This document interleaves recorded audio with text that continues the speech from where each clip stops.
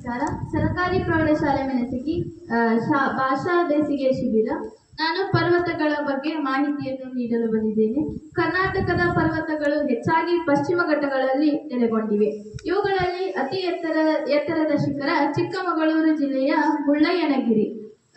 ಪ್ರಮುಖ ಪರ್ವತ ಶ್ರೇಣಿಗಳು ವೈವಿಧ್ಯಮಯ ಸಾಹಸ ಚಟುವಟಿಕೆಗಳು, ಜೀವ ವೈವಿಧ್ಯತೆ ಮತ್ತು ದಟ್ಟವಾದ ಕಾಡುಗಳಿಗೆ ಹೆಸರುವಾಸಿಯಾಗಿವೆ.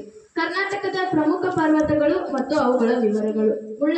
ಮೊದಲಿಗೆ ಮುಳ್ಳಯ್ಯನಗಿರಿ ಚಿಕ್ಕಮಗಳೂರಿನ ಚಂದ್ರದ್ರೋಣ ಪರ್ವತ ಶ್ರೇಣಿಯಲ್ಲಿದೆ. ಸಮುದ್ರ ಮಟ್ಟದಿಂದ 1930 ಮೀಟರ್ ಎತ್ತರವಿದ್ದು ರಾಜ್ಯದ ಅತಿ ಎತ್ತರದ ಪರ್ವತವಾಗಿದೆ. ಎರಡನೆಯದಾಗಿ ಕುದುರೆಮುಖ ಚಿಕ್ಕಮಗಳೂರು ಜಿಲ್ಲೆಯಲ್ಲಿದ್ದು 1894 ಮೀಟರ್ ಎತ್ತರವಿದೆ. ಕುದುರೆಮುಖದ ಆಕಾರವನ್ನು ಹೋಲುವ ಈ ಪರ್ವತವು ತನ್ನ ಹುಲ್ಲುಗಾವಲುಗಳಿಗೆ ಪ್ರಸಿದ್ಧವಾಗಿದೆ. ತಡಿಯಂಡಮೋಲ್ ಕೊಡಗು ಜಿಲ್ಲೆಯ ಅತಿ ಎತ್ತರದ ಪರ್ವತ. ಚಾರಣಿಗರಿಗೆ ಅದು ಅತ್ಯಂತ ನೆಚ್ಚಿನ ಸ್ಥಾನವಾಗಿದೆ. ಕುಮಾರ ಪರ್ವತ ದಕ್ಷಿಣ ಕನ್ನಡ ಮತ್ತು ಕೊಡಗು ಜಿಲ್ಲೆಗಳ ಗಡಿಯಲ್ಲಿದೆ. ಇದು ಪಶ್ಚಿಮ ಘಟ್ಟದ ಅತ್ಯಂತ ಕಠಿಣ ಮತ್ತು ಸುಂದರವಾದ ಚಾರಣ ಮಾರ್ಗಗಳಲ್ಲಿ ಒಂದಾಗಿದೆ.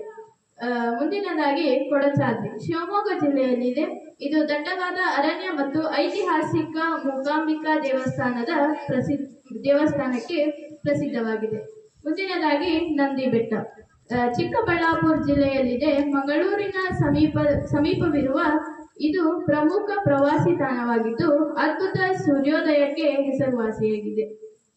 ಪರ್ವತಗಳ ಬಗ್ಗೆ ಮಾಹಿತಿ ನೀಡಲು ಅವಕಾಶ ನೀಡಿದ ಎಲ್ಲರಿಗೂ ಧನ್ಯವಾದಗಳು.